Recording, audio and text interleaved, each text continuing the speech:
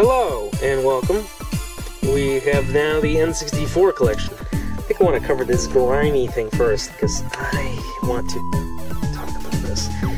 So, Clayfighter 63 1/3, ha ha ha, right, not 64, was a fighting game that was supposed to be, like, my favorite game, but it never became that.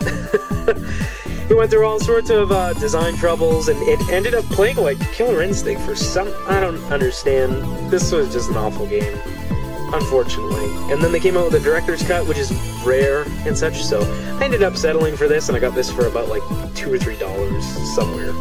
It's grimy, but that's because I didn't even own this. It's just, oh, it looks awful. I don't even barely plays. Anyway, let's see what other strange things I have. Banjo-Kazooie. Okay, I played Banjo-Kazooie a whole lot. I mean, you know. Anyway, it was rare back in their golden age. This is a really bad game. Xena Warrior Princess, The Talisman of Fate. Titus was a really bad developer anyway, so you could have expected it. But it's 4 players, and it was kind of an alternative to Smash Brothers when you get bored of it. I don't even know anything about Xena Warrior Princess at all. Blast Core. Oh, great. You know, it's one of those games where you just blow things up, but it's interesting because it's more like an arcade game, because the blowing up of things is timed, because there's a, like, giant truck with a nuclear missile on it, and if it hits anything, it just explodes, and it kills everyone. So, that was kind of the fun about it. And again, Rare makes great games, and has interesting physics. Perfect Dark, another Rare game. Look, Rare games everywhere. Perfect Dark is great. It has all those slowdown and all that problems, and it's overly ambitious, but really, if you want to play it, just go buy the Xbox 360 remake. It's $10. Gets rid of all the problems with it, really. Harvest Moon 64? I didn't play this. I believe my brother bought this, and I've tried to play Harvest Moon over and over again, and I don't get it. Maybe Rune Factory will change my mind. Alright, Turok 3. I believe this is the only one I own? No. Turok Rage Wars is in there, too.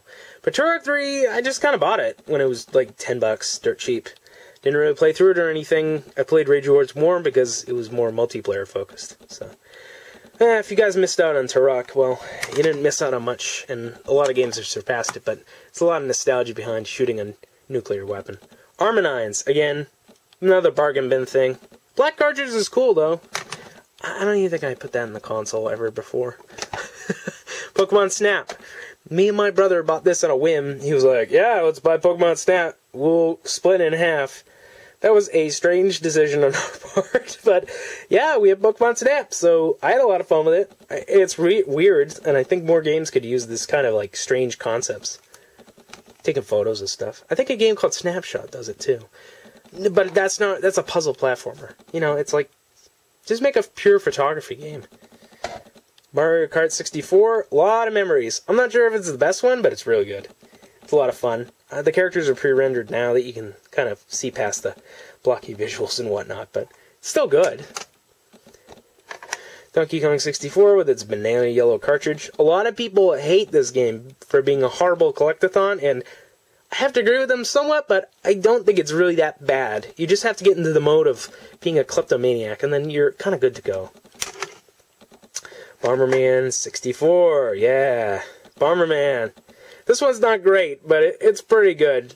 I mean, it's hard to compare to the Super NES ones, and I think the XBLA one is really good, too, because it just kind of sticks to the 2D formula with 3D elements. But, I mean, this one's interesting, because it tries to do full 3D and makes it really weird in the process. WWF Attitude. Okay, something fell. Again, you can see I got this used from a Blockbuster, but this game is not really that great. This was back when they decided wrestling games should be hard to play for some reason. More like a fighting game, actually. Mortal Kombat Trilogy. The PlayStation version is better, but this one holds a place in my heart for being like the most expensive game, probably, that I bought back then. It was $79.99. This was during the launch year, 1996. It's insane. Why was this $80? I don't know. Again, I had a lot of fun with it. It's basically Mortal Kombat 3 with Mortal Kombat 2 and 1 stuff shoved in.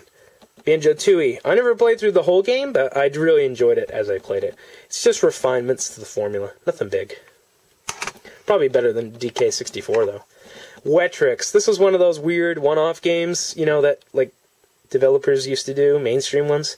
And it's basically like you are building up dams as water continually falls from the sky and you mold the terrain accordingly. It's really weird and interesting and fun. It reminds me a little bit of like Tetrisphere, if anyone's ever heard of that. You can go find that somewhere. I'd suggest you try it at least. Pilotwing 64, I think everybody bought it because there was like 2 games. The first year, I think I only bought like 4 games for the system. Pilotwings is fun, but it's definitely not aged that well. I think Wii Sports Resort is more of its spiritual successor. Super Mario 64, I mean, what else can I say? I gave it 5 stars, and you can read that review. I'm not going to talk about it anymore. I still think it's better than Sunshine Galaxy or anything that came after. Legend of Zelda Ocarina of Time, okay, it's a great game. It's just not my favorite Zelda game. But that's a good problem to have. Star Wars Episode 1 Racer. I think this is like the best Star Wars game that I've played. I know a lot of people like Rogue Squadron, but I like Episode 1 Racer. I think it's really great. It really had that sense of speed, and you gotta consider, this was like 1999. The graphics weren't all that great, but they could still kind of demonstrate how fast things were going. And it did require a lot of finesse, so much appreciated. I'm sure the arcade game is better, but, you know, I have never played it. Diddy Kong Racing. I like Diddy Kong Racing, not as much as Mario Kart, but Diddy Kong Racing was fun with the planes and the hovercrafts and all that stuff. Made the races interesting, at least, especially 4-player co-op.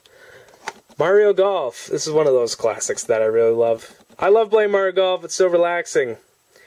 It's, you know, it does require a lot of skill and not to fall into horrible places with your golf club. Mischief Makers. Now, this is one of those strange treasure games that came out for the N64, and it's a lot of fun, and I'm sad that more people didn't get to play it. I wouldn't want a remake. I just want a re-release somewhere. I think a lot of people would enjoy it. You know, it's mostly just about grabbing things and shaking them. And if that sounds not fun, Treasure makes it fun. Battle Tanks Global Assault. My father wanted this because he likes blowing other people up, I guess. Not exactly my favorite franchise, but it's interesting nonetheless. Rogue Squadron, as you expect I would have it. Good game. You know, aerial dogfighting. Where did those kind of games go? I don't know. I haven't seen a lot lately. I think Ace Combat 6 is the only one I played recently. Gold cartridge, Majora's Mask. Feast your eyes on it.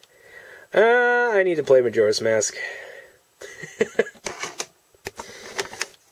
Virtual Chess 64, another blockbuster thing. It's not that great. Snowboard Kids, a really strange alternative to other games in the genre. I think the second one is better, but this is the one I own, so it's an interesting game. I wouldn't say it's necessary. Mario Tennis, yeah, and the sequel is better, but you know what? This is the 2001 one, and it's really good. Excuse me. Mario Party. Why is there things on there? Oh, you know why? Because I went to a birthday party and multiple people went, right? And they all brought Mario Party, so I had to quickly devise a plan to get my particular cartridge back, so that's what my mom did instead. I played a lot of Mario Party that night.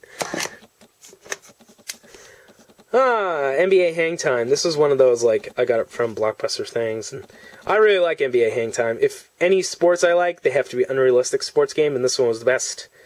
My brother made a character named Mumtaz, who was basically a short person who did three-pointers with a giant cow's head. I mean, it's hard to get any better than that.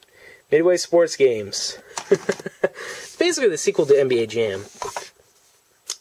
Star Wars, Shadows of the Empire. Also pretty awesome. It's definitely not aged well in any way, but my nostalgia is tingling when I think about Shadows of the Empire. I mean, it was basically like the Star Wars game for a while there. I mean, you could fly around, and you had those Dash Rendar levels, which are probably my favorite, and, you know, you get to do the Hoth thing. You get to do the towing cables, so hard to deal with that. 1996, yeah. Super Smash Brothers. Not unexpected to have this in your collection. I mean, what else am I going to say? Gauntlet Legends. Now, this one was pretty good. I'm pretty sure this is, like, just as good as the arcade port, if not a little less good Well, that's stupid and obvious, but it's a pretty hard game.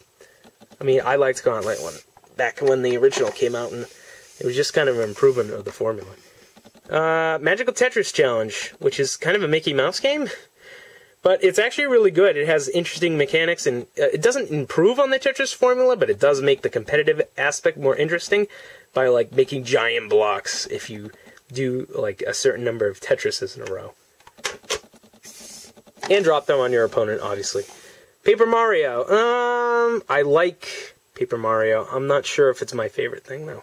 I think Super Mario RPG is still better, but what can you do? Killer Instinct Gold. Yeah, it's basically Killer Instinct 2, except it's the N64, but they couldn't call it Killer Instinct 64 for some reason, so they called it Killer Instinct Gold. Yeah, it's pretty good. I love Killer Instinct, so, you know. The Xbox One version looks pretty attractive to me, but not $500 attractive. Also, that was 1996. That was like the last game in the series that came out. So, hard to deal with that gap. Hexen. I didn't really buy this. This is another game that somebody gave to me. I think I'll just play it on PC, thanks. Star Fox 64. Yay! Rumble Pack and all that jazz. And it's great, you know. Star Fox 64. Jet Force Gemini. That was like one of Rare's last games for Nintendo. It's a weird game, and it really needs dual analog control nowadays, but it was still pretty good for its time. It's an epic adventure, at the very least. Well, lots of shooting, lots of C buttons. Lots of C buttons. Conker's Bad Fur Day. I've said a lot about this, too. Great game. Context-sensitive actions. Mario Party 2, which is exceedingly rare for some reason. I played a lot of this, too. I mean, it's good, but it's not, like, amazing. I don't understand why the price is so high. It's probably due to limited print run or something. And last but not least, F-Zero X. I like F-Zero GX better, but you know what? F-Zero is pretty fast and fun.